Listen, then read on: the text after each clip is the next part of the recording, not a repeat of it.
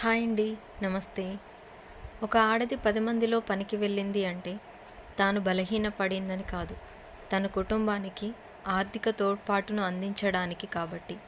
ఆమెను హేళన చేయకుండా ఒక తల్లిగా, చెల్లిగా భావించండి. మీరు చేసే చర్చ మీ విజ్ఞానాన్ని పెంచుతుంది. మీరు చేసే వాదన మీ అజ్ఞానాన్ని సూచిస్తుంది. అప్పటి కాలంలో ఇరుగు పొరుగు వారు కూడా కుటుంబ సభ్యులుగా ఉండేవారు.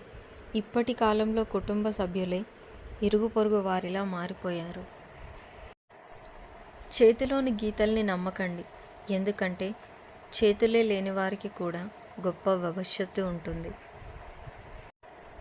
లోపాలు, లోటుపాట్లు అందరికీ ఉంటాయి. వాటిని అధిగమించిన వారే విజయానికి అర్హులవుతారు.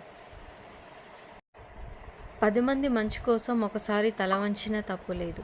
కానీ ఒకరి మెప్పు కోసం మాత్రం నీ వ్యక్తిత్వాన్ని ఎప్పుడూ తాకట్టు పెట్టకండి. రాపిడి లేనిదే వజ్రం ప్రకాశించదు.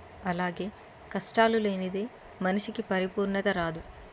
థ్యాంక్ యూ ఫర్ వాచింగ్ అండి. ఈ వీడియో మీకు నచ్చినట్లయితే ప్లీజ్ అండి like and subscribe. Thank you.